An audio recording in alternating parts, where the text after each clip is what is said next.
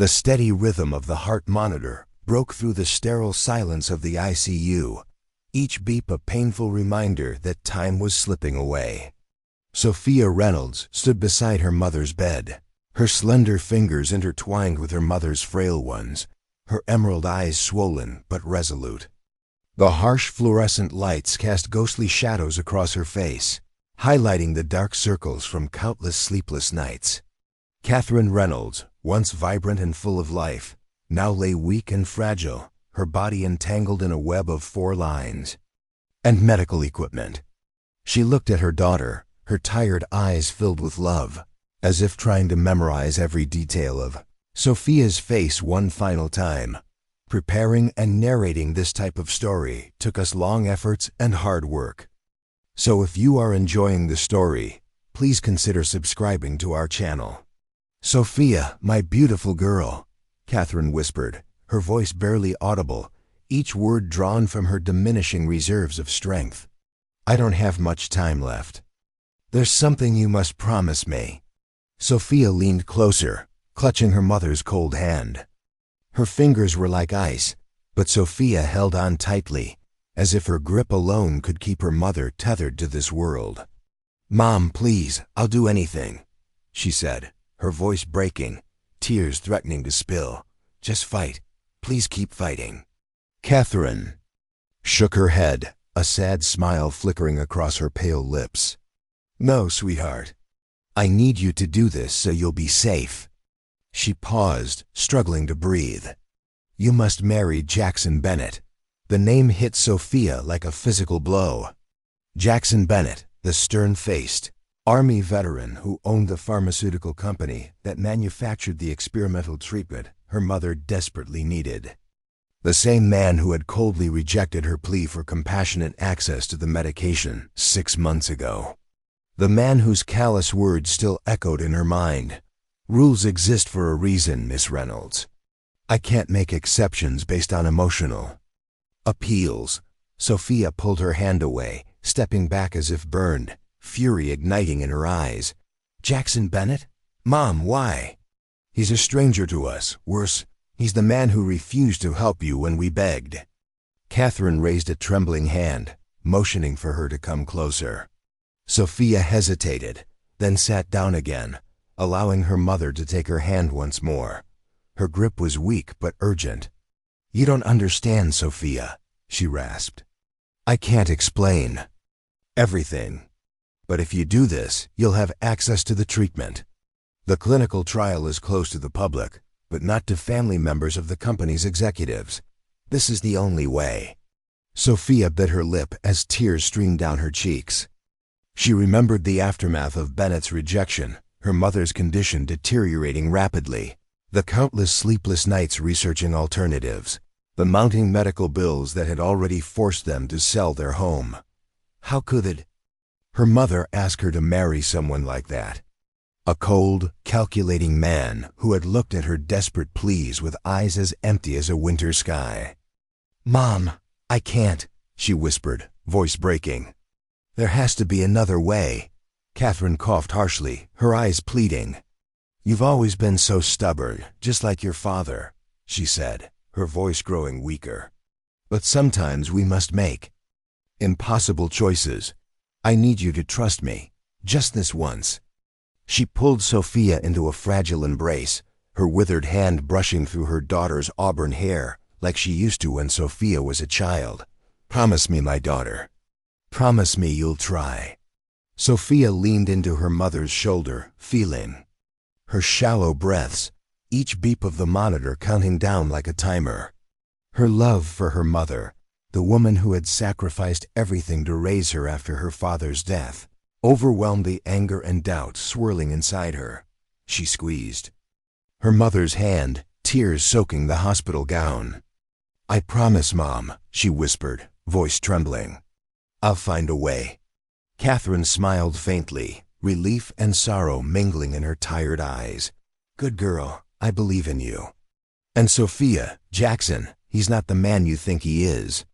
Sophia froze, wanting to ask more, but Catherine's eyes closed, her breathing slowing to a fragile rhythm. A nurse stepped in, checked the machines, and said in a gentle tone, "Ms. Reynolds, she needs to rest now." Sophia nodded but didn't leave. She sat by her mother's bed, holding her hand, heart heavy with the weight of her promise. How could she possibly convince Jackson Bennett, a man who had already rejected her pleas, to marry her? The very thought seemed absurd, impossible. Yet she had promised, and her mother's life hung in the balance. As she left the hospital room, Sophia stepped into the hallway, the cold fluorescent lights casting a solitary shadow behind her. She remembered her mother's eyes, full of mystery, and her final words, "He's not the man you think he is." Her heart was a tempest grief for her mother, fury at Bennett, and a creeping dread that this desperate gamble would end in humiliation and failure. She clenched her fists and walked into the chilly autumn night, not knowing whether she was following her mother's dying wish or stepping into a storm that would shatter what little remained of her life. Jackson Bennett sat in his corner office at Bennett Pharmaceuticals, the Boston skyline visible through floor-to-ceiling windows. Rain pelted against the glass, mirroring his turbulent mood. At 34, he embodied a particular kind of power that came not from charm, but from sheer force of will. His military straight posture, penetrating gray eyes, and the faint scar that ran along his jawline spoke of battles fought both on and off the battlefield. On his desk sat a glass of water, untouched. He merely rotated it in his hand, long fingers tracing the rim as if the simple motion could order his chaotic thoughts. 3 years removed from active duty, and still the nightmares came. Still the faces of the men he couldn't save haunted him. His phone buzzed softly. It was Dr. Harriet Chen, his head of research and development. "Mr. Bennett, there's a Sophia Reynolds insisting on seeing you. She doesn't have an appointment, but she's quite determined." Jackson froze. That memory of wide, pleading green eyes and a voice raw with desperation. 6 months ago, she had stood in his office, begging for her mother's inclusion in a clinical trial that was already overcrowded and strictly regulated. "Tell her I'm in a meeting," he replied, voice cold and controlled. "Sir, she says she won't leave until you see her. Security is reluctant to remove her forcibly as she's quite emotional." Jackson sighed, pinching the bridge of his nose. "Fine, give me 5 minutes, then send her in." He stood, moving to the window. The reflection that stared back at him wasn't the fresh-faced army lieutenant who had once believed in clear-cut notions of right and wrong. 3 tours in Afghanistan, a medical discharge, and the burden of his father's pharmaceutical empire had hardened him into someone he sometimes didn't recognize. When his door opened, Jackson turned, his face an impassive mask. Sophia Reynolds stood in the doorway, soaked from the rain, her auburn hair darkened to copper, her green eyes blazing with determination despite the shadows of exhaustion beneath them. "Mr. Bennett," she said, her voice steadier than he expected. "Thank you for seeing me." Jackson gestured to the chair across from his desk, his movements precise and economical. "Miss Reynolds, I believe we've already discussed your mother's situation. The clinical trial protocols." "I'm not here about the trial," she interrupted, remaining standing. "Not directly." He raised an eyebrow, irritation flickering across his features. "Then what brings you to my office, dripping on my carpet?" Sophia took a deep breath, squaring her shoulders. "I have a proposition for you." "I don't make deals based on emotional appeals," he said, repeating the words he'd said to her months ago. "If that's why you're here, marry me." The words hung in the air between them, outrageous and impossible. Jackson stared at her, certain he had misheard. "Excuse me?" Sophia stepped forward, her hands trembling slightly but her gaze unwavering. "You heard me. Marry me, and in exchange, my mother gets access to your treatment as your family member." Jackson let out a sharp laugh, devoid of humor. "Miss Reynolds, if this is your idea of a joke—" "It's not a joke," she said, her voice cracking slightly. My mother is dying. Your company's treatment is her only hope. The clinical trial is close to the public, but not to family members of executives. I've read your company bylaws. He stared at her, stunned by her audacity. You want me to commit fraud? Risk my company, my reputation, for a stranger? 1 year, she said quickly. Just 1 year, a business arrangement, nothing more. After that, we divorce quietly, and you never have to see me again. Jackson moved closer, his height forcing her to look up. And why would I agree to such an absurd proposition? Sophia's chin lifted, a flash of defiance in her eyes. Because I know about Project Lazarus. Jackson went still, his expression hardening. Project Lazarus, the classified military research his company had been involved with before his father's death. Information that was sealed, buried under layers of government clearance. How do you know that name? He asked, voice dangerously low. My father wasn't just an army medic, Mr. Bennett. Before he died, he worked on that project with your father. He left records incomplete, but enough to raise questions if they fell into the wrong hands. It was a bluff, a desperate one based on fragments of information she had pieced together from her father's old journals. But the momentary flash of alarm in Jackson's eyes told her she had struck a nerve. Are you threatening me, Miss Reynolds? His voice was quiet, controlled, but with an edge that made her skin prickle with fear. I'm offering a solution, she replied, forcing her voice to remain steady. 1 year of marriage. My mother gets the treatment. Your secrets stay buried. When it's over, we both walk away. Jackson turned away, his hands clasped behind his back as he stared out at the rain-lashed city. The silence stretched between them, heavy with unspoken threats and desperation. 1 year, he finally said, not. Turning to face her, no intimacy. No interference in my business or personal affairs. And you sign a non-disclosure agreement about everything you think you know. Sophia's heart thundered in her chest. She hadn't expected him to agree, had prepared herself for rejection, for security to escort her from the building. Yes, she managed. Those terms are acceptable. Jackson turned, his gray eyes cold and assessing. Be at my attorney's office tomorrow, 9 a.m. sharp. We'll draw up the contracts. He wrote an address on a business card and held it out to her. Sophia reached for it, her fingers brushing his. A jolt shot through her, and she pulled back quickly, clutching the card. Thank you, she said stiffly. Don't thank me, Miss Reynolds. He replied, his expression unreadable. This isn't charity. It's a transaction. And if you're lying about what you know, I'll make sure you regret it. The law office of Harrison and Palmer occupied the 35th floor of a gleaming glass tower in downtown Boston. No flowers adorned the reception area, no congratulatory banner hung from the wall. The wedding of Sophia Reynolds and Jackson Bennett was stripped of all celebration, reduced to its barest legal elements. Sophia stood before the mahogany desk, dressed in a simple ivory sheath dress that she had purchased years ago for a college graduation.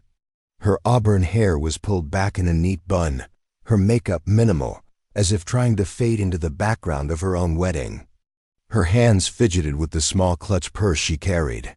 Knuckles white from tension. Across from her stood Jackson Bennett in a perfectly tailored charcoal suit, his posture military straight, face impassive as stone. Not a groom, but a businessman closing a deal. His gray eyes occasionally flicked toward the large windows, watching storm clouds gather over the Boston skyline. Between them, Attorney Richard Palmer adjusted his wire-rimmed glasses and cleared his throat, the sound unnaturally loud in the silent room. Mr. Bennett, do you take Sophia Reynolds as your wife under the terms specified in this contract until its expiration? Palmer's voice was clinical, devoid of the warmth typically associated with wedding vows. Jackson's jaw tightened almost imperceptibly. I do, he stated flatly, the words falling like stones into still water. Sophia bit the inside of her cheek. fingernails digging into her palm as she fought to maintain her composure. She recalled her mother's frail form in the hospital bed, the promise she had made. The memory steeled her resolve. "And do you, Sophia Reynolds, take Jackson Bennett as your husband under these same terms until the contract expires?" Palmer continued. "I do," she replied, her voice low but steady, each syllable an effort. Palmer slid a thick document toward them, pages heavy with legal clauses detailing their arrangement. No emotional attachment, no physical intimacy, no interference in each other's personal affairs. A business merger in all but name, with specific provisions for Catherine Reynolds' medical treatment.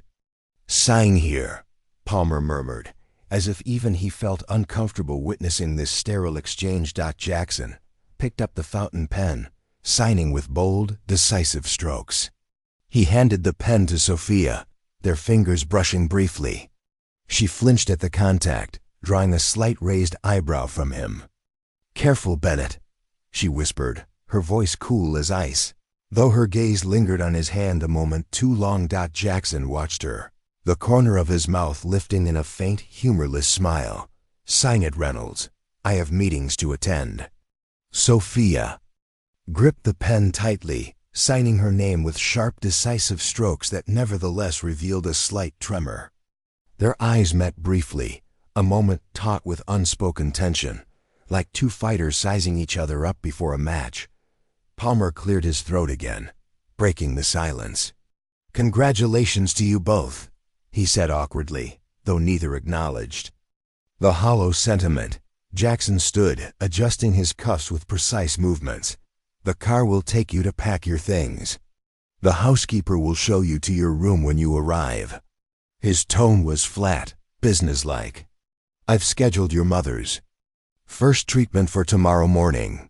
Sophia nodded without a word, her heart sinking like a stone.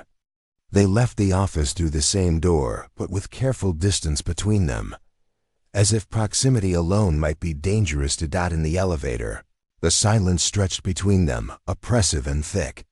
Sophia stared at her reflection in the polished brass doors, barely recognizing herself. A wife, but not truly. A stranger to the man standing beside her. A man who had agreed to this arrangement for reasons she still couldn't fully comprehend. "Your mother," Jackson said suddenly, breaking the silence. "How long has she been ill?" Sophia glanced at him, surprised by the question. 3 years, she answered cautiously. "It started with fatigue, then progressed. The doctor spent months on the diagnosis." Jackson nodded once, offering no further comment. When the elevator doors opened to the parking garage, he gestured for her to exit first, a small courtesy that seemed at odds with his otherwise cold demeanor. The sleek black town car waited, engine purring quietly.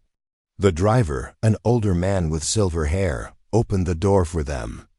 "Mr. Bennett, Mrs. Bennett," he greeted, the new title landing like a physical weight on Sophia's shoulders. She slid into the back seat, maintaining as much distance as possible from Jackson, who immediately pulled out his phone, creating a digital barrier between them.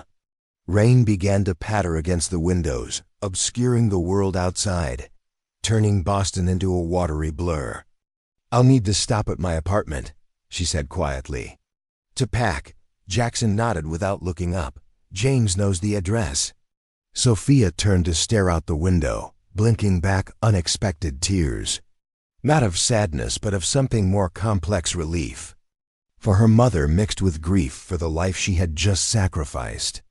She had graduated with honors in biomedical engineering, had dreams of research and discovery, and now found herself bound to a stranger in a loveless arrangement. When the car pulled up to her modest apartment building, Jackson finally looked up from his phone. "James will help with your bags," he said, still not meeting her eyes. "Take only what you need immediately. The rest can be moved later." Sophia nodded stiffly. "This won't take long." She had already packed the essentials the night before, preparing for this moment with mechanical efficiency. James followed her upstairs. carrying her 2 suitcases back down with quiet professionalism. Sophia took a final look at her small apartment, at the photos of her mother in healthier times, at the books and papers that represented her former life. She picked up a framed photo of her father in his army uniform, tucking it carefully into her handbag. Back in the car, Jackson glanced at the small frame peeking out of her bag. "Your father was military," he observed, not quite a question. Sophia nodded, unconsciously protective of the photo. "Army medic. He died during his 3rd deployment when I was 16. Something flickered across Jackson's face recognition. Perhaps, or a shadow of his own memories. "Afghanistan?" he asked, his voice uncharacteristically soft. "Yes," she replied, studying him with newfound curiosity. "How did you know?" Jackson's expression closed again, the momentary openness gone. "A guess," he said dismissively. Returning to his phone. The rest of the drive passed in silence, the rain intensifying as they left the city, heading toward the affluent suburbs of Brookline. The car eventually turned onto a private road lined with ancient maple trees, their branches swaying in the strengthening wind. Jackson's home, now ostensibly hers, as well appeared through the rain-streaked windows. It was a stately colonial revival, set back from the road behind ornate iron gates. The grounds meticulously maintained despite the storm, not the modern glass and steel mansion Sophia had expected, but something older, with character and history. "This house has been in my family for 3 generations, Jackson said, noticing her surprise. "My grandfather built it after returning from World War II. As they approached the front entrance, Sophia noticed a solitary figure waiting under the portico, an older woman with silver-streaked dark hair pulled into a neat bun, her posture as straight as Jackson's. "Mrs. Garcia," Jackson explained as the car stopped. "She's been with the family since I was a child. She manages the household." Mrs. Garcia greeted them with a formal nod as James opened the car door, shielding them with an umbrella. "Mr. Bennett," she said, then turned to Sophia with an appraising look. "Mrs. Bennett, welcome." Sophia offered a small smile, unsure how much the housekeeper knew about their arrangement. "Thank you." The foyer opened into a grand entrance hall with a sweeping staircase. The interior was elegant, but not ostentatious, with polished hardwood floors and walls adorned with landscape paintings and gilt frames. It felt like stepping into another era, one of quiet wealth and tradition. "Mrs. Garcia will show you to your room," Jackson said, already removing his suit jacket. "Dinner is at 7. I'll be in my study until then." Without waiting for a response, he turned and walked down a corridor, leaving Sophia standing amid her luggage, feeling like an intruder. In a museum. Mrs. Garcia's expression softened slightly as she observed Sophia's discomfort. "Come, Mrs. Bennett, you must be tired. I've prepared the blue room for you." The blue room was a spacious bedroom on the 2nd floor, decorated in various shades of blue and cream. A 4-poster bed dominated the space, with large windows overlooking the back gardens. Adjacent was a private bathroom finished in marble and a walk-in closet larger than Sophia's entire apartment bedroom. "Your things will be unpacked for you," Mrs. Garcia said, gesturing to the suitcases that James had brought up. "Is there anything you need immediately?" Sophia shook her head, overwhelmed by the reality of her new situation. "No, thank you." "Actually, yes. Could you tell me where Mr. Bennett's room is?"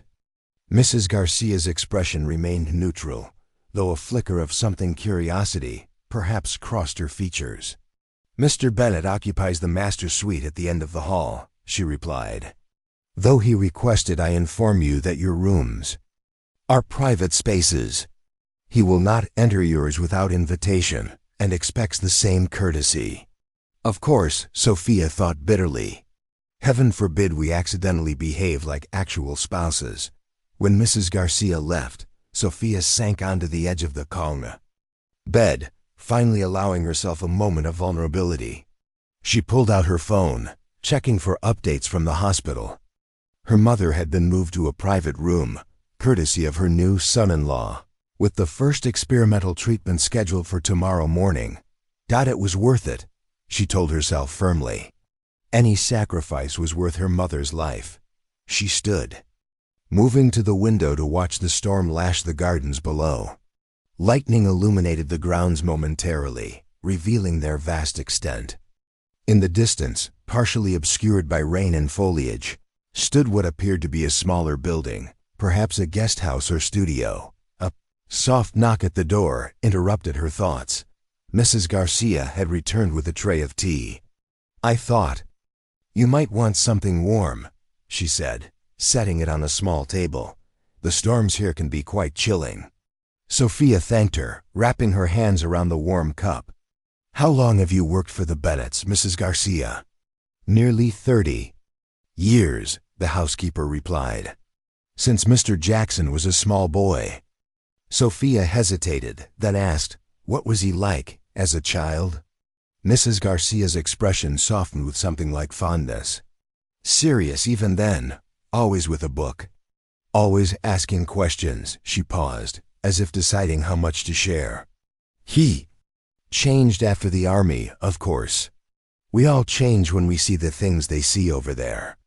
Before Sophia could ask more, Mrs. Garcia straightened, resuming her professional demeanor. "Dinner will be served in the main dining room at 7. Mr. Bennett is punctual."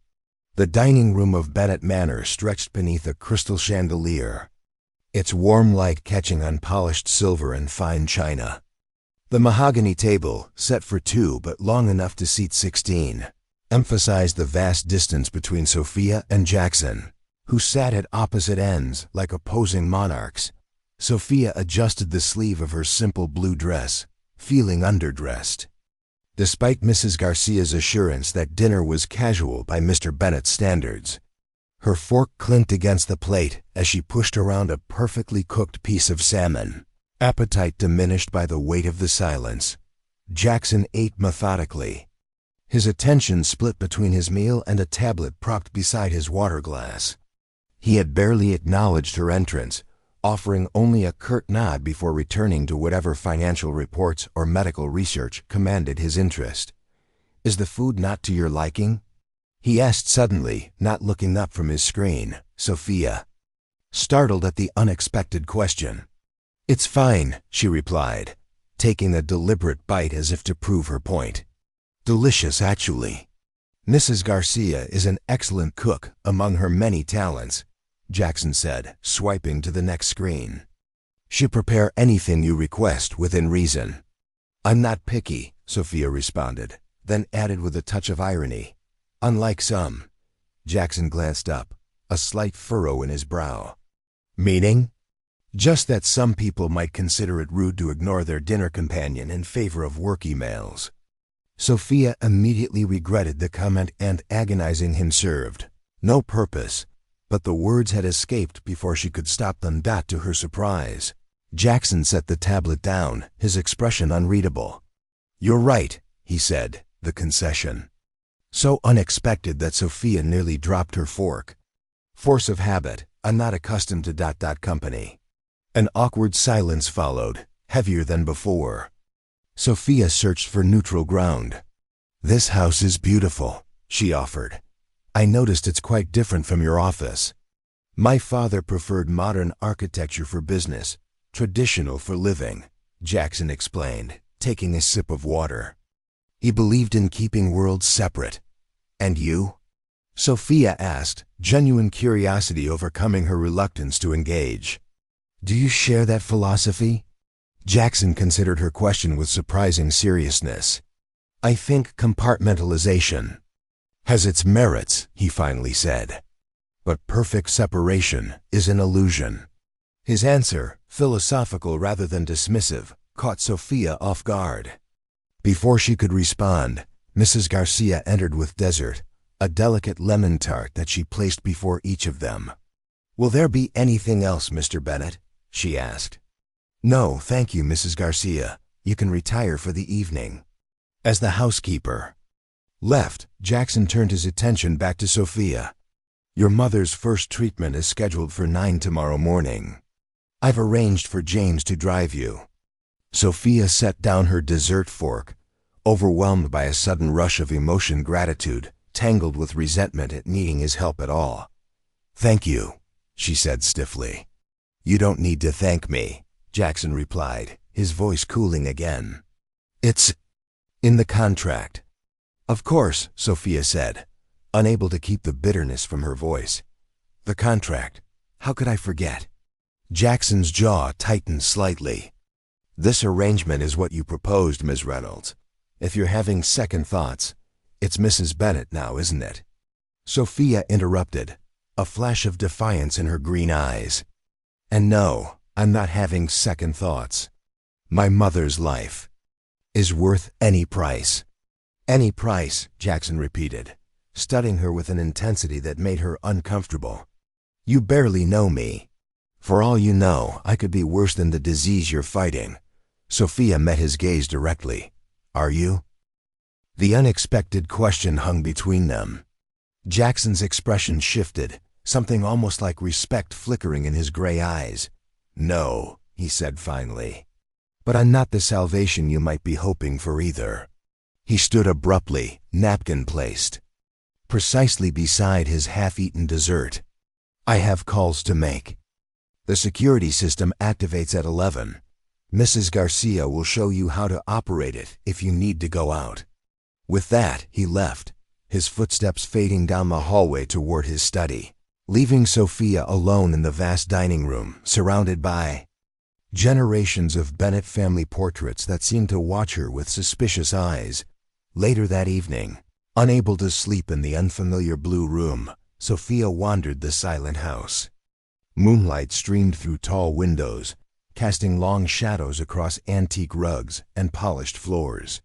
The storm had passed, leaving behind a clear, star-filled sky. She found herself drawn to a partially open door, warm light spilling into the hallway, Jackson's study. She hesitated, remembering his words about private spaces, but curiosity overcame caution. She peered through the gap, careful to remain unseen. Jackson sat at a large desk, suit jacket discarded, shirt sleeves rolled up to reveal corded forearms. He was writing something by hand, an unusual sight in this digital age. His posture had softened, the military rigidity relaxed in solitude. A glass of amber liquid sat untouched by his elbow dot, as if sensing her presence. He looked up suddenly, his gaze finding her immediately. Sophia stepped back, caught like a trespasser. "Did you need something?" he asked, voice neutral rather than accusatory.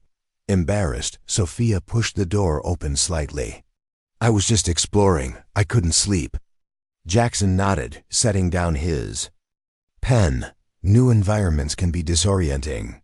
"What are you writing?" she asked, gesturing to the notebook. His hand moved to cover the page, an instinctive protection of privacy. "Just thoughts. Old habit from the service." After a moment's hesitation, he added, "You're welcome to use the library if you need reading material. Second door on the left, past the stairs." The unexpected offer felt like an olive branch, small, but significant. "Thank you," Sophia said, genuinely this time. She turned to go, but Jackson's voice stopped her. "Your mother, Catherine. What's her diagnosis?" Sophia faced him again, surprised by his interest. "Autoimmune encephalitis with complications," she answered. "Rare enough that most doctors missed it initially. By the time they identified it, the standard treatments were ineffective." Jackson nodded thoughtfully. "And that's why the experimental protocol is her best option." "Her only option," Sophia corrected quietly. Something shifted in Jackson's expression, not quite softening, but a subtle change nonetheless. "The treatment has shown promising results in similar cases," he said, offering the information like a gift. "Dr. Chun is leading the trial personally. She's the best immunologist on the East Coast." Hope fluttered in Sophia's chest, fragile but persistent. "That's good to know." An awkward silence fell between them, neither knowing how to navigate this moment of almost civility. "Well, good night," Sophia finally said, stepping back into the hallway. "Good night, Miss Ray." Jackson caught himself. "Sophia." Her name on his. Lips sounded strange, formal yet intimate. She nodded once and retreated, finding her way to the library he had mentioned. The room was magnificent. 2 stories of floor-to-ceiling bookshelves, accessed by a rolling ladder, comfortable leather. Chairs arranged near a dormant fireplace, and a large globe that likely concealed an expensive liquor collection. It smelled of leather, paper, and lemon polish, a sanctuary of knowledge and quiet contemplation. Sophia ran her fingers along the spines of leather-bound classics, medical journals, historical biographies, a collection built over generations, thoughtfully curated and well-used. On a side table lay a book of poetry, a faded ribbon marking the page. Curious, she opened it to find verses by Tennyson, certain lines underlined in faded pencil. She settled into a leather chair, the book open, in her lap, and felt a strange sense of connection to the unknown Bennett who had marked these passages. The house no longer seemed quite so cold, nor her situation quite so desperate. Tomorrow her mother would receive treatment. For tonight, that knowledge was enough to grant her a moment's peace. The Boston Memorial Hospital's private wing gleamed with understated luxury. Sophia walked the hushed corridor beside Dr. Harriet Chun, a brilliant woman in her 50s whose reputation in immunology was matched only by her intimidating efficiency. "Your mother's initial blood work shows promising markers," Dr. Chun explained, tablet in hand.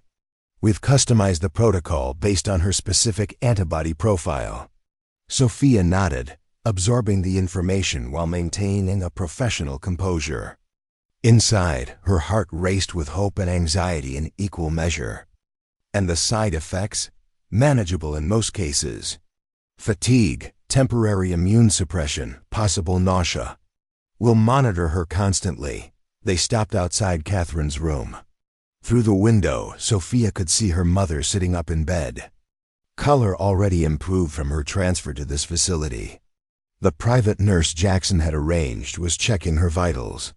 "I should mention," Dr. Chun said, lowering her voice, "that Mr. Bennett has taken a personal interest in this case.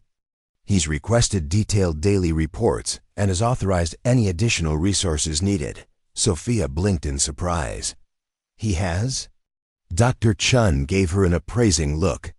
"He rarely involves himself directly in individual cases. Your mother is fortunate." Before Sophia could process this information, Catherine noticed her through the window and waved weakly. Sophia forced a smile, pushing aside questions about Jackson's unexpected involvement. Catherine's face lit up as Sophia entered. "There's my girl," she said, voice stronger than it had been in weeks, "and a married woman now." Her knowing eyes sought the simple gold band on Sophia's finger, another prop in their elaborate charade. "Mom," Sophia leaned down to kiss her forehead, inhaling the familiar scent of her lavender shampoo beneath the antiseptic hospital smell. "How are you feeling?" "The better already," Catherine insisted. "This room is bigger than our apartment, and the nurses treat me like royalty." She lowered her voice to a conspiratorial whisper. "Is it true my new son-in-law owns the pharmaceutical company?" Sophia nodded, maintaining the fiction they had created. "Yes, that's how we got you into the trial." Catherine's expression grew serious, her eyes searching Sophia's face. "And the marriage? Is it what you expected?" No, Sophia thought. Nothing about Jackson Bennett was what she had expected. "It's single quotes S.new," she said carefully. "We're adjusting." Catherine squeezed her hand with surprising strength. "I want to meet him," she declared. "The man who married my daughter should at least introduce himself to his mother-in-law." Panic flashed through Sophia. "Mom, he's very busy." "The company. Nonsense," Catherine interrupted with a spark of her old spirit. "No one is too busy. For family. Family." The word hung in the air, a fiction they were all pretending to believe. Sophia forced a smile. "I'll ask him," she promised. Knowing Jackson would likely refuse, Dr. Chen returned with the first dose of the experimental treatment. "Mrs. Reynolds, are you ready to begin?" Catherine straightened, determination in her tired eyes. "More than ready, doctor." Sophia stayed throughout the administration, holding her mother's hand as the clear liquid dripped slowly into her veins, carrying with it their desperate hopes.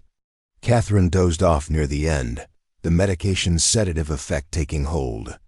"You should go home and rest," the private nurse suggested gently. "We have your number if anything changes." Home, the word felt wrong. Bennett Manor wasn't home. It was a gilded cage she had willingly entered. But she nodded, kissing her mother's forehead before leaving. Outside the hospital, the bright afternoon sun felt jarring after hours in the climate-controlled rooms. James waited patiently by the car, opening the door as she approached. "Back to the house, Mrs. Bennett?" he asked. Sophia hesitated. "Actually, could you take me to Bennett Pharmaceuticals? I'd like to speak with Mr. Bennett." James nodded without question, closing her door and circling to the driver's seat. As they pulled away from the hospital, Sophia stared out the window, mentally rehearsing what she would say to Jackson. Thank him for her mother's care. Question his unexpected personal involvement. She wasn't sure, only that she needed to see him, to understand the man who held her mother's life in his hands. Bennett Pharmaceuticals occupied a sleek glass tower in downtown Boston. Its logo was stylized double helix illuminated against the afternoon sky. Sophia stepped into the marble lobby, suddenly conscious of her casual attire amid the sharp suits and professional dresses of employees rushing past. "Mrs. Bennett," the receptionist greeted her with a smile that revealed she'd been briefed on the new marriage. "Mr. Bennett is in a board meeting. Would you like to wait in his office?" The title still jarred Sophia, a constant reminder of the charade. "Yes, thank you," she replied, accepting the visitor badge and following a young assistant to the executive elevator. Jackson's corner office occupied the top floor, a vast space of glass and steel with panoramic views of Boston Harbor. Unlike the traditional warmth of his home, this space was aggressively modern, all clean lines and minimalist furniture. The only personal touch was a single framed photograph on his desk, turned away from visitors. "Can I get you anything while you wait? Coffee? Water?" The assistant offered. "Water would be fine, thank you." Left alone, Sophia's curiosity drew her to the mysterious photograph. She hesitated only briefly before turning it to face her. The image showed a much younger Jackson in army fatigues, arms slung around another soldier, both smiling with the unguarded happiness of brotherhood. Behind them, mountains rose against a dusty Afghan sky. "That's Ryan Cooper." Sophia startled, nearly dropping the frame. Jackson stood in the doorway, his expression unreadable as he observed her invasion of his privacy. "I'm sorry, I shouldn't have." "No, you shouldn't have," he agreed, crossing to his desk and gently taking the photo from her hands. He gazed at it briefly before setting it back in its original position, facing away from visitors. "What brings you here, Sophia?" She straightened, finding her resolve. "My mother wants to meet you." Jackson's eyebrows rose slightly. "Meet me? Why?" "Because as far as she knows, you're her son-in-law," Sophia explained, frustration edging into her voice. "Because she believes we're actually married, not just legally bound by a contract neither of us wanted." "I see." Jackson loosened his tie slightly, the first sign of the board meeting's tension. "And you want me to perpetuate this fiction?" "I want her to focus on healing, not worrying about the truth of my situation." Sophia's voice remained steady, though her hands clenched at her sides. "She's doing well, better than expected, Doctor." Chun seemed almost surprised by her initial response. Something flickered across Jackson's face, satisfaction, perhaps, or relief. "Chun is the best. If she's optimistic, that's significant." "Dr. Chun also mentioned you've taken a personal interest in my mother's case," Sophia added, watching him carefully. "Requested detailed reports? Authorized additional resources. Jackson moved to the window, gazing out at the harbor. The treatment is experimental. Documentation is important for regulatory approval. Is that the only reason? He turned to face her, gray eyes narrowing slightly. What other reason would there be? Sophia stepped closer, emboldened by the need to understand this enigmatic man who held her mother's life in his hands. I don't. No, that's why I'm asking. For a moment, Jackson seemed to consider a more personal response, but the professional mask slipped back into place. Your mother's case presents an excellent opportunity to document efficacy in advanced stages of the condition. It's scientifically valuable. So she's just data to you, Sophia said, the words more wounded than she intended. No patient is just data, Jackson replied sharply, a flash of something genuine breaking through. Every breakthrough, every treatment developed in this building exists because someone, somewhere, suffered. The data doesn't erase the humanity, it honors it. The unexpected passion in his voice silenced Sophia momentarily. Before she could respond, his desk phone buzzed. Mr. Bennett, the investors from Zurich are waiting in conference room A. His assistant's voice announced. Jackson sighed almost imperceptibly. Tell them I'll be there in 5 minutes. He turned back to Sophia. When does your mother want this meeting? She didn't specify a time. Tomorrow, perhaps? She's resting after today's treatment. Jackson nodded once, decisive. Tomorrow afternoon. I'll clear my schedule from 3 to 4. Sophia blinked, surprised by his easy acquiescence. Thank you, she said, the words genuine despite her lingering wariness. Don't thank me yet, he replied, straightening his tie. I make no promises about my performance as a doting husband. The corner of Sophia's mouth lifted slightly. Just try not to be completely robotic. She's perceptive, duly noted. Something almost like amusement flickered in his eyes. James. We'll take you home back to the house, he corrected himself. I'll be late tonight. Don't wait dinner. The dismissal was clear, yet not unkind. As Sophia turned to leave, Jackson called after her. Sophia? She paused at the door, looking back. The photograph, he said, his voice softer. Ryan was my best friend. Afghanistan 2015. He didn't come home.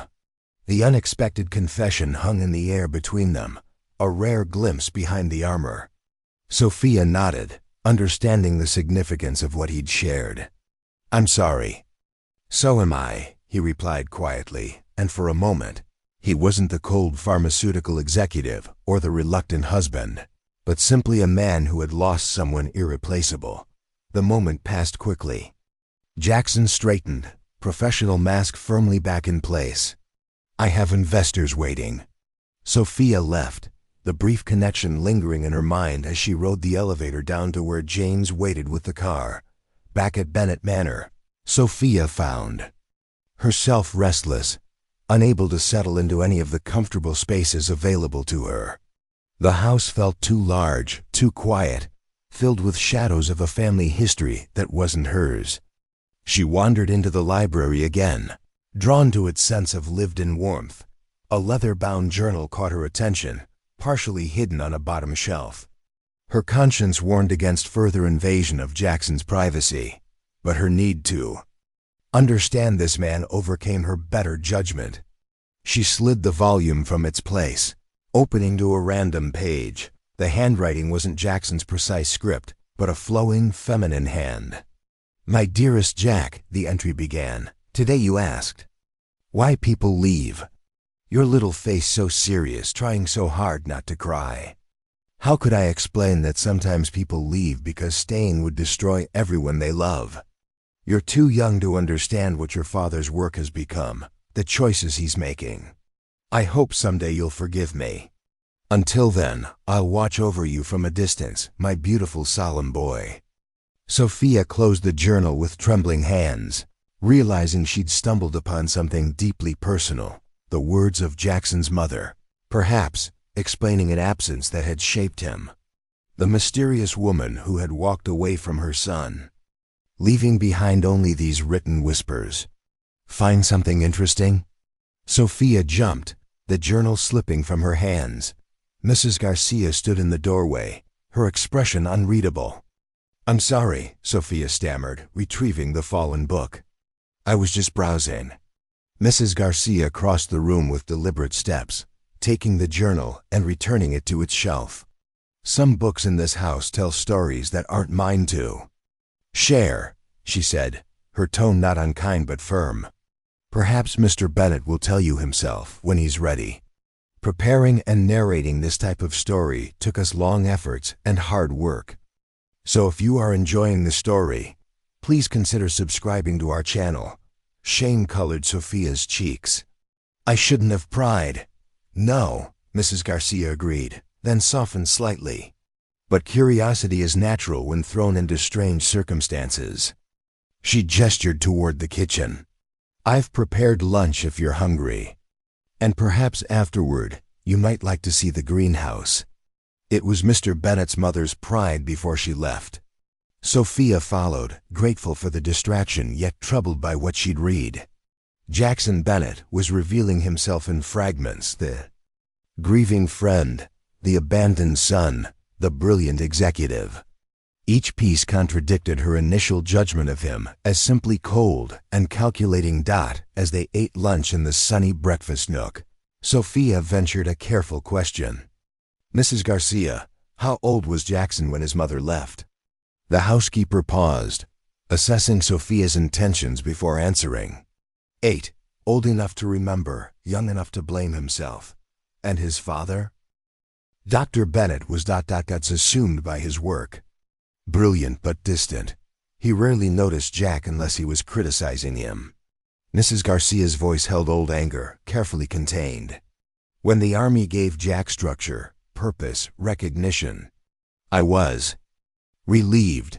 Then Afghanistan happened, and he came home different, wounded in ways no one could see. The picture forming in Sophia's mind was increasingly complex. A lonely boy becoming a disciplined soldier, then a wounded veteran carrying invisible scars. The cold executive persona seemed less like his nature and more like armor built from necessity.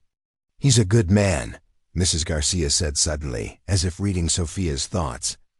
Underneath everything. His father taught him to hide it, but it's there. Sophia nodded, neither agreeing nor disagreeing, but acknowledging the fierce loyalty in the older woman's defense. Whatever had brought Jackson Bennett to this point in his life, he inspired profound dedication from those who truly knew him. The mystery of her reluctant husband deepened, even as her mother's future brightened. Sophia wondered if the two were more connected than she had initially believed. The private hospital room glowed with afternoon sunlight, softening the clinical environment with golden warmth. Catherine Reynolds sat upright against her pillows. Her complexion noticeably improved after just one treatment. The nurses had helped her change into a pretty blue blouse instead of the standard hospital gown, and someone Sophia suspected Jackson's influence had arranged for fresh flowers to brighten the sterile space. You look better already, Sophia said, arranging a small vase of daisies on the bedside table. How do you feel? Like someone replaced my blood with espresso, Catherine replied with a small laugh. The nurse says that's normal. Some patients experience a surge of energy after the first treatment before the fatigue sets in. She patted the edge of the bed, inviting Sophia to sit. Now where is this mysterious husband of yours? You didn't tell him to stay away, did you? Sophia glanced at her watch. He said he'd be here by 3. Board meeting ran late, probably. As if summoned by her words, a knock sounded at the door. Jackson entered carrying an elegant arrangement of white lily, dressed in a charcoal suit that somehow appeared less severe than his usual attire. He'd made an effort, Sophia realized with surprise. Mrs. Reynolds, he greeted Catherine, his voice warmer than Sophia had ever heard it. I'm Jackson Bennett. I apologize for not meeting you sooner. Catherine studied him with undisguised curiosity. So you're the man who married my daughter. I am, Jackson confirmed, placing the flowers beside Sophia's more modest arrangement. His hand brushed her shoulder briefly, a small gesture that nonetheless sent an unexpected shiver through her. Though I'm certain I got the better end of that arrangement. Sophia stared at him, momentarily speechless at the transformation. This Jackson, charming, attentive, almost warm, was a stranger to her. Sit down, both of you, Catherine commanded with the authority only mothers can wield. And Jackson, please call me Catherine. Mrs. Reynolds makes me feel ancient. A ghost of a smile touched Jackson's lips as he took the chair opposite Sophia. Catherine, then. How are you finding the treatment? Miraculous, she replied honestly. I've been sick for so long that I'd forgotten what it feels like to have energy. Her gaze sharpened. Now tell me how you met my daughter. She's been suspiciously vague about the details. Sophia tensed, waiting for Jackson to fumble, but he answered smoothly. We met through a mutual connection at a medical research fundraiser. I found her perspective on patient advocacy challenging. Challenging? Catherine's eyebrows rose. That's a diplomatic way of putting it. Your daughter doesn't hesitate to speak truth to power, Jackson continued, a hint of genuine admiration in his tone. It's refreshing in my world where everyone usually says what they think I want to hear.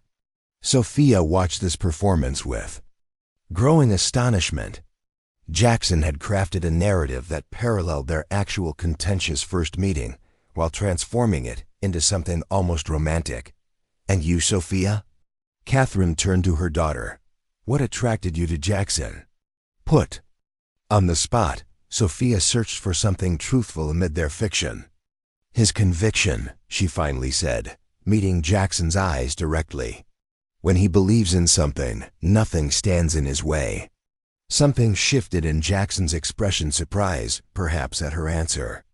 Catherine watched them both, a knowing smile playing at her lips. Well, it may have been fast, but I can see you fit together, she declared with maternal confidence.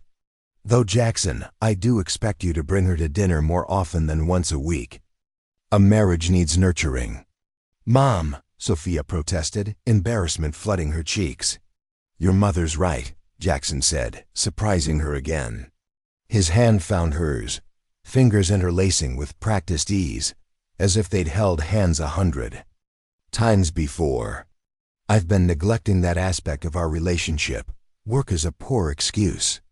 The warmth of his hand, the gentle pressure of his fingers against hers, felt dangerously real.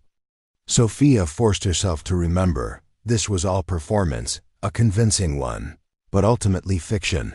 Their conversation shifted to Catherine's treatment, with Jackson explaining the science behind the protocol in terms she could understand without condescension.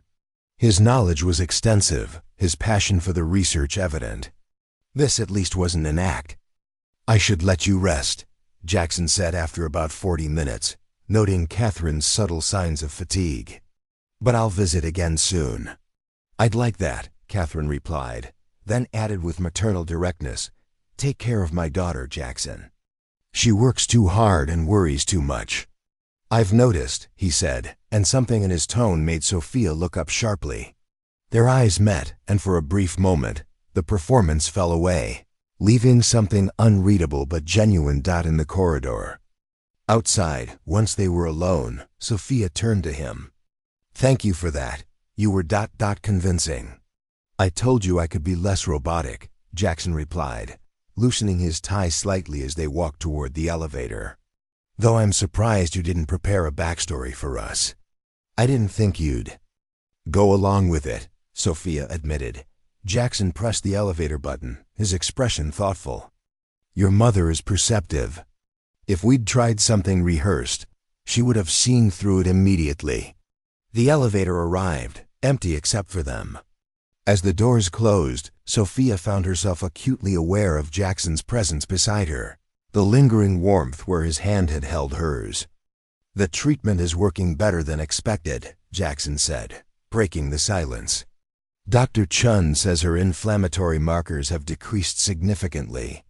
Relief washed through Sophia, along with gratitude so intense it threatened tears. That's wonderful." Jackson glanced at her, something softening in his expression. "We should celebrate. Have dinner somewhere other than across that absurdly long table." The unexpected invitation caught Sophia off guard. "You want to have dinner? With me?" A hint of amusement touched his eyes. "We are married, after all."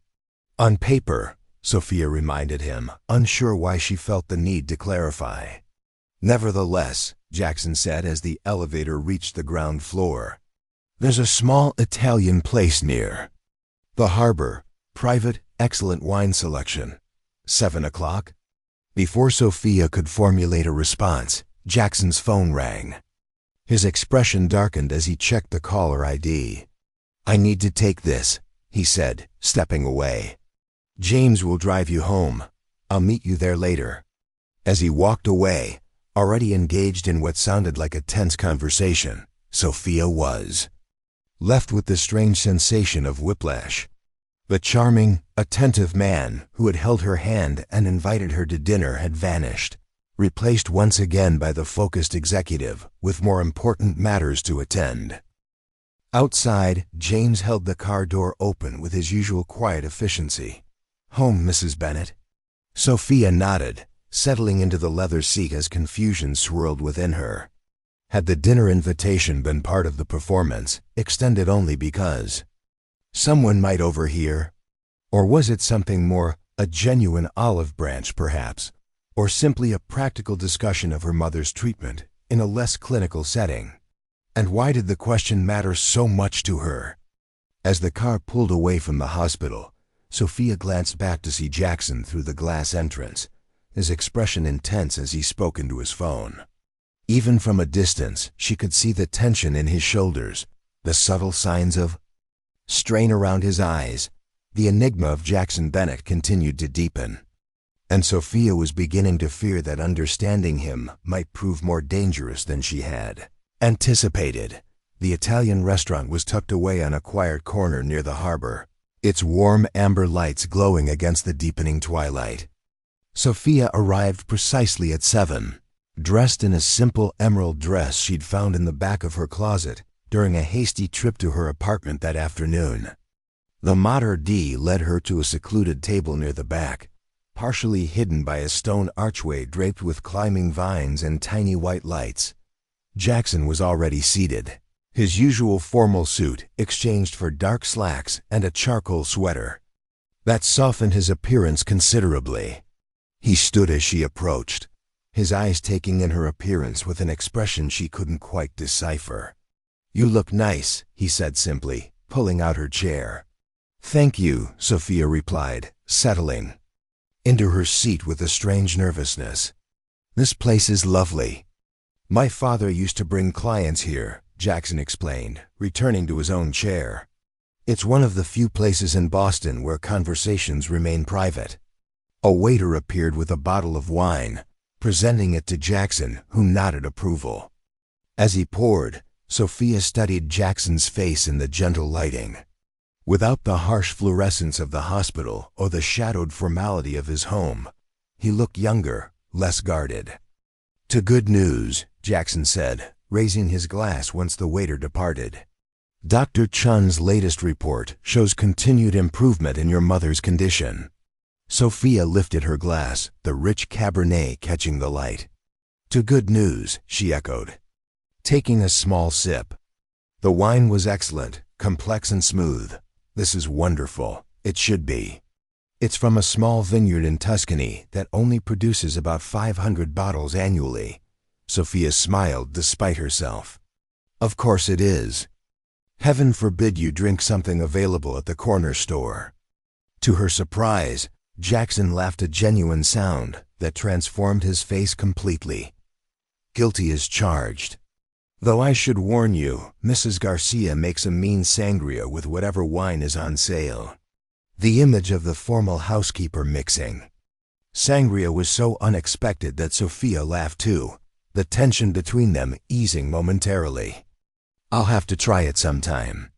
They ordered seafood linguine for Sophia, Also buka for Jackson, and fell into a surprisingly comfortable conversation about the restaurant's history, the harbor renovation, neutral topics that required no emotional investment from either of them. It wasn't until their entrees arrived that Jackson shifted to more personal ground. Your mother seems to be responding exceptionally well to the treatment. Better than the statistical projections. I've been afraid to hope too much, Sophia admitted, twirling pasta around her fork. After 3 years of disappointments, it's hard to believe something is finally working. Jackson nodded, understanding in his eyes. Hope is difficult after prolonged disappointment. The body remembers pain, prepares for it, even when things are improving. Something in his tone suggested he wasn't speaking only of her situation.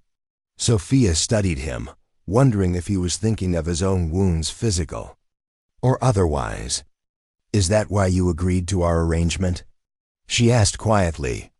Because you understood what it's like to watch someone suffer and be unable to help. Jackson's expression stilled, his guard visibly rising. For a moment, Sophia thought he would deflect or retreat into cold professionalism. Instead, he set down his fork and met her gaze directly. Partly, he acknowledged, voice low. And partly because your threat about Project Lazarus hit closer to home than you realized. Sophia froze, her wine glass halfway to her lips. What? Do you mean? Your father, he really did work with mine. Not directly on Lazarus, but he was aware of it. The records you mentioned, I needed to know what they contained. The admission stunned her. Her bluff, based on fragments she'd pieced together from her father's journals, had actually struck truth. I don't understand. What was Project Lazarus? What does it have to do with my father? Jackson glanced around, ensuring they were truly private before leaning slightly closer. It was an experimental medical program for wounded soldiers. Your father was a medic who treated several of the participants. My father led the research team. And what happened? Sophia asked, sensing they were approaching something significant. Pain flickered across Jackson's face, quickly masked. It failed, catastrophically. He took a deliberate sip of wine, his knuckles white around the stem. That's all I can say here. Questions burned in Sophia's mind, but she recognized the boundary he'd drawn. Instead, she asked, so you married me to protect company secrets? I married you because your mother needed treatment, and you made a compelling case. Jackson's expression softened slightly. The fact that your father was Thomas Reynolds, that was an unexpected connection I'm still trying to understand. The mention of her father's name in Jackson's mouth sent a shiver through Sophia. You knew him? Not well. I was young when you worked with my father. Jackson hesitated, then added, but I remember him being kind. He gave me a model airplane kit once when I was waiting in my father's office. Showed me how to assemble the propeller. The small detail, so personal, so ordinary, brought tears to Sophia's eyes that she quickly blinked away. Her father had been gone for so long that any new memory of him felt like a precious gift. Jackson, noticing her emotion, gently steered the conversation back to safer ground. The panna cotta here is exceptional if you have room for dessert. Sophia nodded, grateful for the respite. I'd like that. As they finished their meal, Sophia found herself studying Jackson with new eyes. The cold executive, the charming performer at the hospital, the wounded soldier, all faces of a man more complex than she had initially judged. And now this new connection through her father added yet another dimension. Thank you for dinner, she said as they left the restaurant, the night air cool against her skin. And for what you shared about my father. Jackson nodded, his hand resting lightly at the small of her back as they walked to the waiting car, a gesture that felt both protective and strangely intimate. There's more to discuss, but not tonight. In the car, they sat in companionable silence, the city lights playing across their faces through the window. Sophia felt herself balancing on the edge of something dangerous, not dislike transforming into attraction, but something more profound, understanding. To understand Jackson Bennett might mean questioning everything she had believed about their arrangement, about her father, about herself. "You're thinking too hard," Jackson observed quietly, his gaze on the passing scenery. Sophia smiled faintly. "Pot, kettle." His answering chuckle was soft, barely audible but real. As they turned onto the private drive leading to Bennett Manor, Sophia wondered if they were still simply performing roles, or if something genuine was finally emerging between them, something neither had anticipated in their carefully constructed arrangement. 3 weeks passed with surprising swiftness. October painted the grounds of Bennett Manor in fiery oranges and deep crimsons, the ancient maples releasing their leaves to dance across the expansive lawns. Catherine's improvement continued steadily, each treatment building on the last her strength returning in increments that filled Sophia with cautious hope. The dynamic between Sophia and Jackson had shifted subtly since their dinner by the harbor. The cold distance remained, but punctuated now by moments of unexpected connection. Morning coffee shared in comfortable silence. A brief discussion of a medical journal article left pointedly on the library table, the occasional ride together to visit Catherine when their schedules aligned. On this particular morning, Sophia stood in the greenhouse that Mrs. Garcia had finally convinced her to visit. The space was magnificent, a Victorian structure of glass and wrought iron, filled with plants from around the world. Exotic orchids bloomed alongside practical herbs, the air humid and fragrant with life. "I thought I might find you here." Sophia turned to find Jackson standing in the doorway, dressed casually in jeans and a sweater, a Saturday outfit she was still getting accustomed to seeing. "Mrs. Garcia said your mother designed this place," she said, gently touching the velvet petal of a purple orchid. Jackson nodded, stepping inside. "She was a botanist before she married my father. This was her sanctuary." He moved to a small fountain in the center where water trickled over arranged stones. "I used to hide in here as a child, pretending she might come back and find me." The confession, offered so simply, caught Sophia off guard. These glimpses into his past were rare, each one revealing the complex layers beneath his controlled exterior. "Why did she leave?" Sophia asked, the question escaping before she could consider its invasiveness. Rather than shutting down as she expected, Jackson's expression turned thoughtful. "I didn't understand until I was older. My father's work ... it changed him. Made him obsessive, secretive. She couldn't stay and watch what he was becoming." He paused, his fingers trailing through the water. "Or maybe that's just the explanation I prefer." Sophia moved closer, drawn by this moment of openness. "And your father's work, was that Project Lazarus?" Jackson's hand stilled. "Yes," he said finally. "Among other things." He straightened, water droplets falling from his fingertips. "I have something to show you, something that might help explain." Curious, Sophia followed him from the greenhouse across the autumn-transformed grounds to a small building she had noticed her first day, the structure partially hidden by trees at the property's edge. "My father's private lab," Jackson explained, unlocking a modern security panel that seemed at odds with the building's traditional exterior. "After he died, I converted part of it to an office." Inside, the space was divided between a state-of-the-art laboratory and a comfortable office area.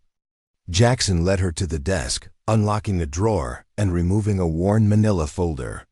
"These are some of the Project Lazarus files," he said, placing them before her. "The non-classified portions, at least. Your father's name is mentioned several times." Sophia opened the folder with trembling fingers. Inside were reports, photographs, and medical charts, all bearing military insignia and confidential stamps.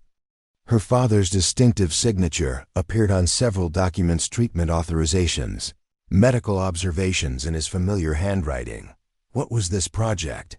she asked, scanning the technical language for understanding. "Officially, an advanced treatment protocol for combat injuries," Jackson explained, his voice neutral but with an underlying tension. Unofficially, my father was attempting to develop accelerated healing techniques using experimental compounds. A photograph caught Sophia's attention, a group of soldiers with doctors in white coats. Her father stood to one side, and beside him was a younger version of Dr. Bennett, Jackson's father. Standing slightly apart was a young soldier who looked strikingly familiar. "Is that you?" she asked, pointing to the figure. Jackson's jaw tightened. "Yes, I volunteered for the program after my second tour. That's how I met Ryan, the friend in the photograph in my office." Understanding dawned with sickening clarity. "You weren't just the son of the researcher. You were a test subject." I believed in what my father was trying to accomplish, Jackson sighed, his voice carefully controlled. Until the side effects began. Sophia flipped through more pages, medical terminology jumping out at her, neurological complications, unexpected immune response, psychological symptoms. "What happened?" she whispered. Jackson turned away, staring out the window at the falling leaves. Of the 12 soldiers in the initial test group, 4 died from complications. 3, including Ryan, developed aggressive autoimmune disorders. The rest of us... double quotes, he paused. "The rest of us live with various ongoing effects." Sophia's heart constricted. "And you? What happened to you?" Jackson's hand moved unconsciously to his left side, a gesture she'd noticed before, but never understood. "Chronic pain. Manageable most days, debilitating on others. The treatments helped my combat injuries heal faster, but the body rebelled against the methods." The revelation stunned her. The rigid posture, the occasional stiffness in his movement signs she had attributed to military bearing were actually evidence of constant pain. "My father's research," Jackson continued, turning back to face her, "shifted after the failures. He became obsessed with correcting his mistakes, developing treatments for the conditions he'd caused. The immunotherapy protocol your mother is receiving evolved from that work." The irony struck Sophia with force. Her mother's life might be saved by research born from a project that had harmed so many, including Jackson himself. "Does my mother know any of this?" she asked quietly. "No, as far as she's concerned. She's receiving cutting-edge treatment from a leading pharmaceutical company." His eyes met hers, serious and direct. "And that's the truth, even if it's not the complete story." Sophia nodded slowly, understanding the complex web of past and present that had brought them to this point. "Thank you for showing me this." Jackson gathered the documents, returning them to the drawer. As he locked it, his hand brushed against hers, a brief, electric contact that neither acknowledged but both felt. "Your mother's next treatment is Monday," he said, resuming his more familiar, practical tone. "I've asked Dr. Chun to begin preparations for the final phase of the protocol." "Already?" "I thought that was weeks away." "Her progress warrants acceleration," Jackson explained. "The sooner we complete the full course, the better her long-term prognosis." Relief and gratitude washed through. "Sophia, I don't know how to thank you." "Don't thank me," Jackson said, echoing his words from their first meeting, but with none of the coldness that had accompanied them then. "This isn't charity anymore."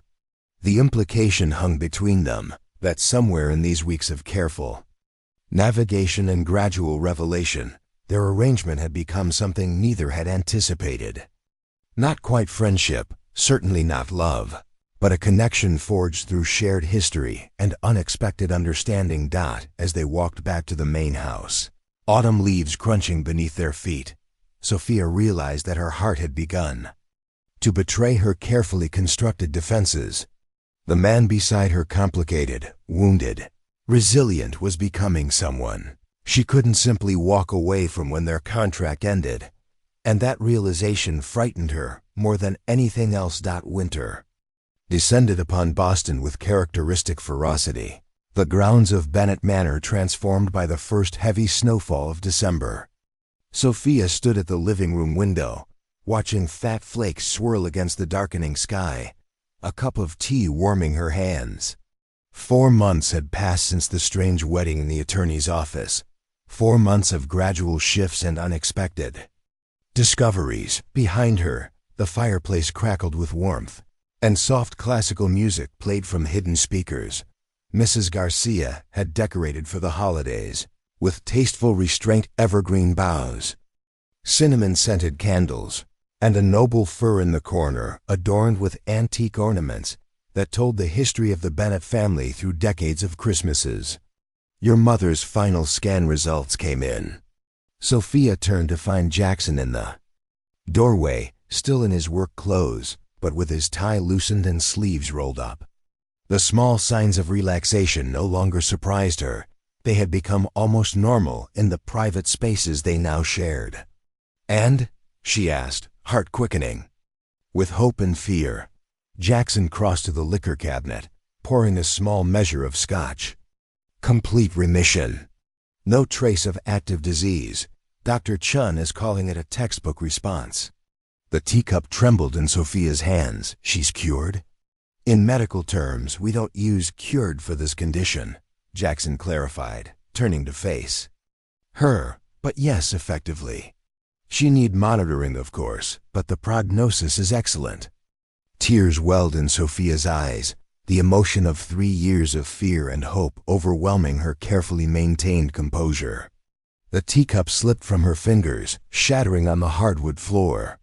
"I'm sorry," she gasped, dropping to her knees to gather the fragments. Jackson was beside her instantly, his hand closing gently around her wrist. "Leave it," he said quietly. "Mrs. Garcia will take care of it." A sob escaped her, and then another. Jackson hesitated only briefly before drawing her against him, his arms encircling her with unexpected tenderness. Sophia leaned into his chest, allowing herself the luxury of breaking apart in the safety of his embrace. "It's over," she whispered against the fine cotton of his shirt. "She's going to be okay." "Yes," he agreed, one hand moving to stroke her hair with surprising gentleness. "She's going to be fine." They remained that way, kneeling amid broken porcelain, her tears soaking his shirt, his arms steady around her. When Sophia finally pulled back, embarrassed by her emotional display, Jackson's expression was unguarded in a way she had rarely seen. "I should call her," Sophia said, wiping her eyes. Jackson nodded, helping her to her feet with careful hands. "Use the library, more privacy." As Sophia moved toward the door, she paused, turning back. "Jackson," she began, unsure how to express the complicated gratitude and confusion swirling within her. "I don't know what happens now. With us, I mean. The contract." "We don't need to discuss that tonight," he interrupted gently. "Go call your mother." The conversation with Catherine was filled with tears and laughter, plans for the future, and profound gratitude. When Sophia finally emerged from the library, an hour later, she found Jackson still in the living room, standing by the window where she had been earlier, watching the snow. "How did she take the news?" he asked without turning. "She wants to celebrate Christmas here," Sophia replied, watching his reflection in the window. "With both of us." Jackson's shoulders tensed slightly, then relaxed. "Of course, she's welcome." Sophia moved to stand beside him, their reflections overlapping in the glass. "The contract is almost halfway complete," she said quietly. "In 6 months this ends." "Yes," Jackson agreed, his voice neutral. "That was our arrangement." A complicated emotion twisted in Sophia's chest, not quite regret, not quite relief, but something unsettled and questioning. The man beside her was no longer the cold stranger she had propositioned in his office. The past months had revealed a complex, wounded person whose pain and principles had become familiar territory. "And after?" she asked, the question escaping before she could reconsider. Jackson turned to her, his gray eyes searching her face. "After, you'll be free to resume your life. Your mother will continue to receive treatment as needed. The divorce will be quiet, discreet." The clinical description of their future separation should have brought comfort. Instead, it felt hollow. a return to the script they had long since abandoned in private.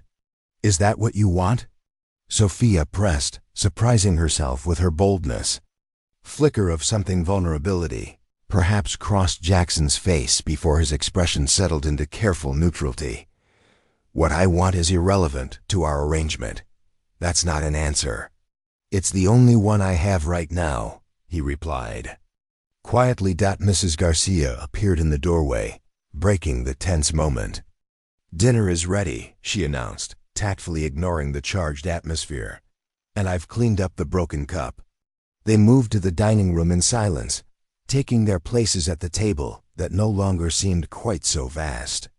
The meal was excellent, as always, but Sophia barely tasted it, her mind circling around the question that neither of them seemed prepared to answer. What happened when business became personal? When a contract of convenience developed unforeseen complications of the heart?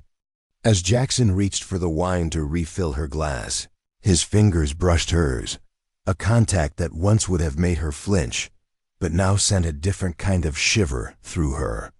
Their eyes met briefly over the candles, and Sophia wondered if he felt it too, this gradual, unexpected thawing between them, dangerous and uncharted. Outside, snow continued to fall, blanketing the world in pristine white, covering the past, while creating a clean slate for whatever might come next. Christmas Eve transformed Bennett Manor into something from a vintage postcard.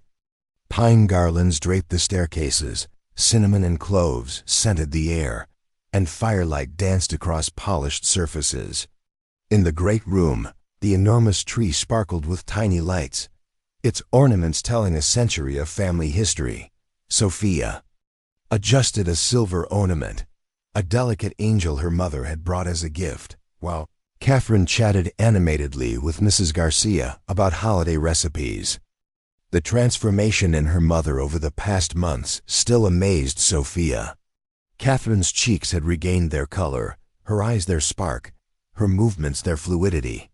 The experimental treatment had given her back her life. "The angel looks perfect there," Catherine commented, pausing beside Sophia.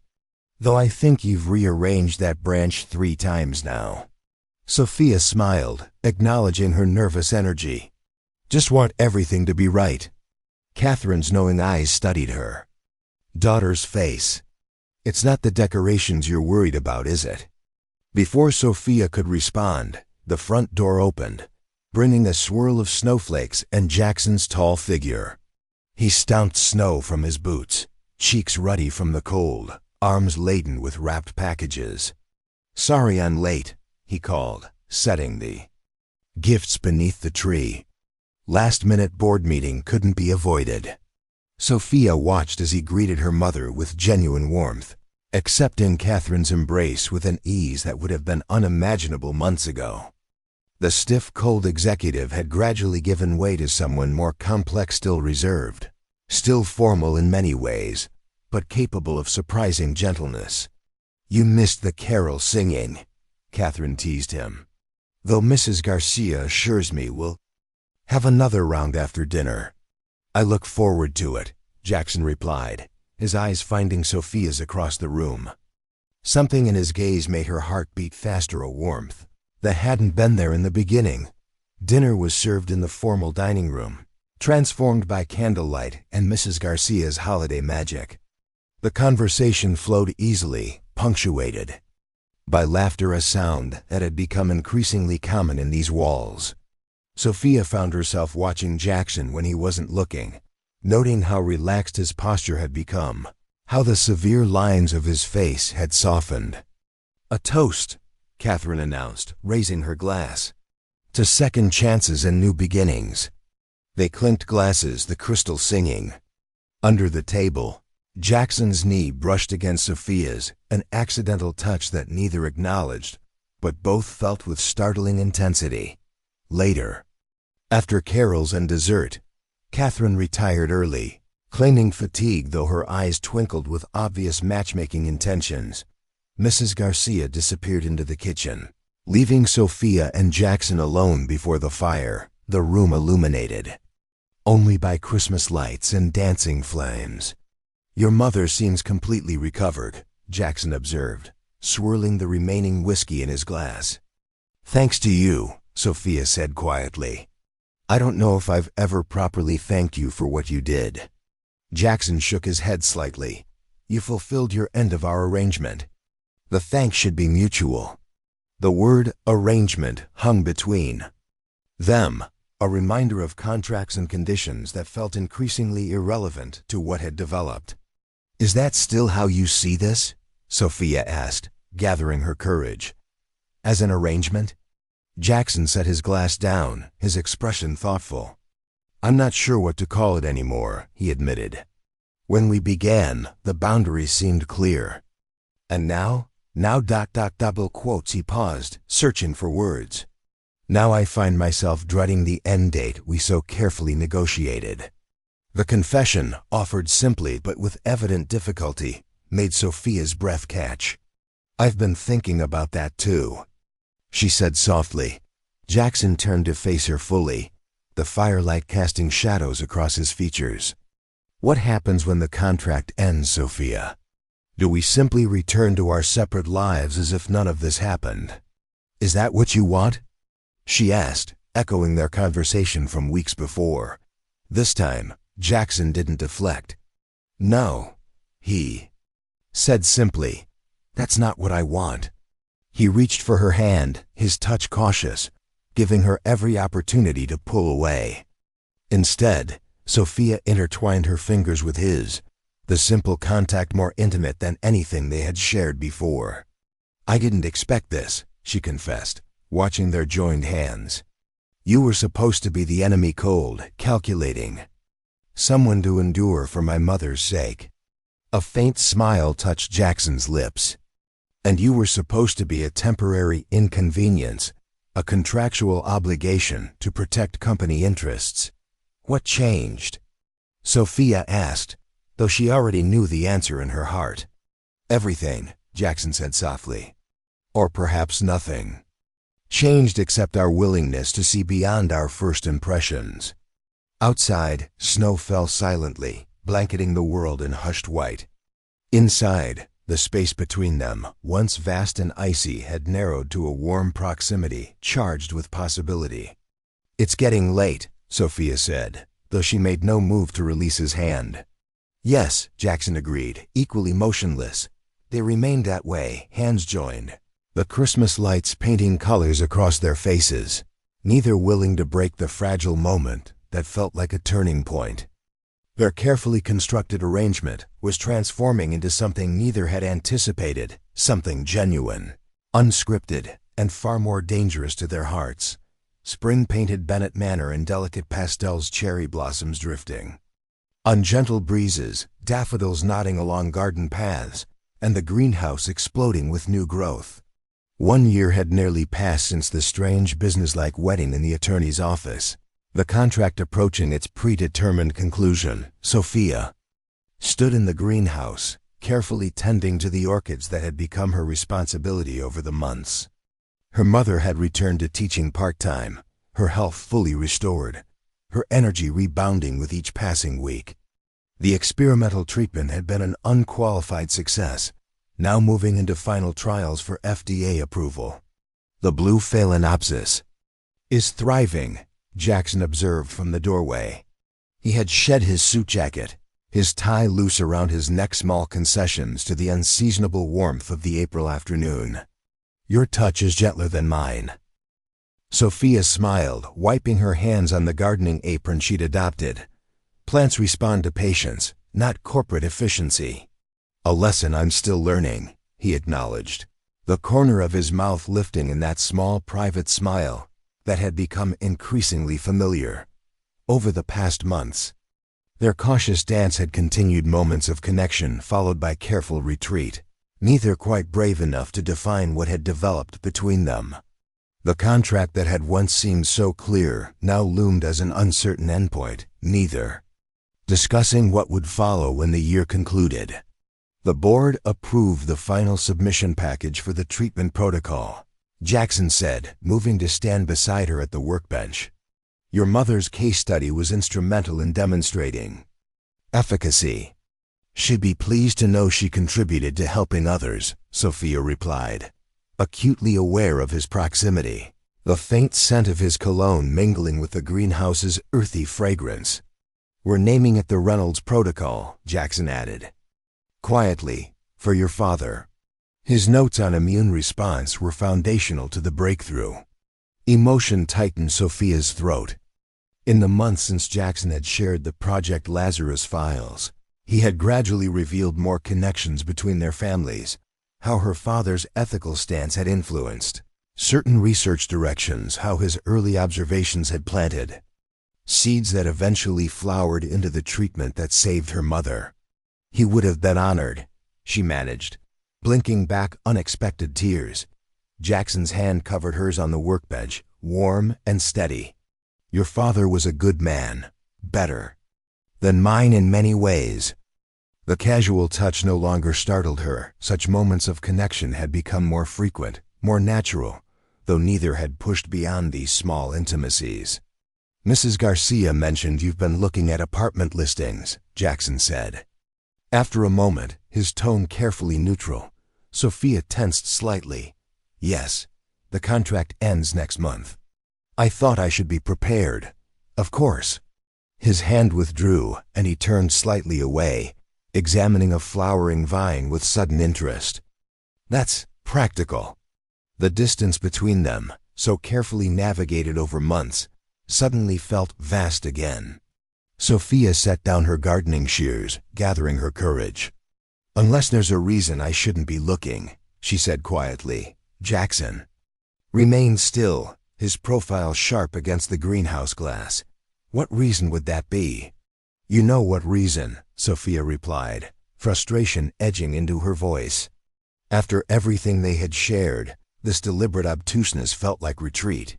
He turned to face her fully, his expression guarded yet vulnerable. "Our arrangement was clear from the beginning. 1 year, no strings, no complications." "And yet here we are," Sophia said, gesturing between them. "Complicated." A shadow of something pain, perhaps, or reluctance crossed Jackson's face. "Sophia." "I'm not." He stopped, seeming to struggle with words. "What we've built here isn't real. It was born of necessity, of contracts and conditions." The statement struck like a physical blow. "Not real?" she repeated, hurt blooming in her chest. "Is that truly what you believe?" Before he could answer, his phone rang, the specific tone he used for urgent business matters. Jackson checked the screen, his expression shifting to concern. "I have to take this," he said, already moving toward the door. "We'll continue this discussion later." Sophia watched him go, familiar disappointment settling over her. Always later, always tomorrow, always some careful distance maintained when emotions threatened to overwhelm the rational framework they had established. In the main house, she found Mrs. Garcia preparing dinner, the housekeeper's knowing eyes taking in Sophia's troubled expression. "He's afraid," Mrs. Garcia said simply, continuing to chop vegetables with practiced precision. "Of what?" Sophia asked, though she suspected she knew the answer. "Of history repeating itself. Of caring for someone who might leave." Mrs. Garcia's knife paused. "Mr. Bennett has lost everyone he's ever loved. His mother walked away. His father retreated into work, then died suddenly. His best friend died in his arms in Afghanistan. When you care for nothing, nothing can hurt you." The insight, offered plainly but with obvious affection, crystallized what Sophia had sensed but never fully articulated. Jackson's careful distance wasn't rejection, it was protection, a shield against potential pain. Later that evening, Sophia found a small package outside her bedroom door, a velvet box containing a delicate silver bracelet set with small blue stones that matched the orchids she had been tending. No note accompanied it, but none was needed. The silent gift spoke volumes about feelings Jackson couldn't yet voice. Sophia slipped it onto her wrist, the weight of it both comforting and challenging. As the contract's end approached, a decision loomed to retreat to the safety of their original agreement, or to risk stepping into something undefined, uncontracted, and therefore both terrifying and real. 1 year to the day after their courthouse wedding, Sophia stood in her blue room at Bennett Manor, packing the last of her belongings.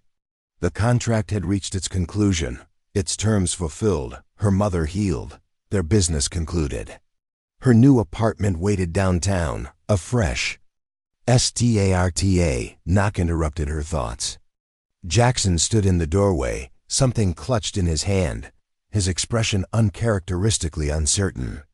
"Before you go," he said quietly, "there's something you should know." He extended his hand, revealing a folded check. Sophia took it. Unfolding the paper to find a sum so enormous her hands trembled. "What is this?" "Your father's contribution to the Reynolds Protocol was worth billions," Jackson explained. "This is his rightful share of the patent royalties." Sophia stared at the check, then at the man before her. "You didn't have to do this, I know." Jackson stepped closer.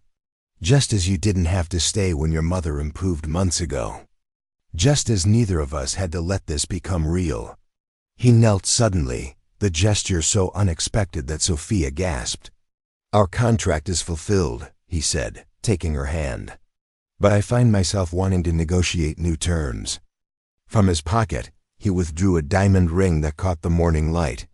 "I'm a billionaire, Sophia, but I was nothing until you taught me how to feel again." Tears spilled down Sophia's cheeks as she pulled him to his feet. "I don't want your billions," she whispered. "I just want you." Their kiss was nothing like the clinical handshake that had sealed their first agreement. It was real, passionate, the culmination of a year of growing love neither had planned. Sometimes the greatest treasures come disguised as sacrifices. Sometimes the heaviest burdens lead us to unexpected joy. And sometimes a marriage of convenience becomes the most inconvenient thing of all, forcing us to confront the truth in our hearts. If this story touched you, remember that love often arrives when we least expect it. Subscribe to our channel for more tales that remind us second chances are sometimes the most beautiful beginnings of all.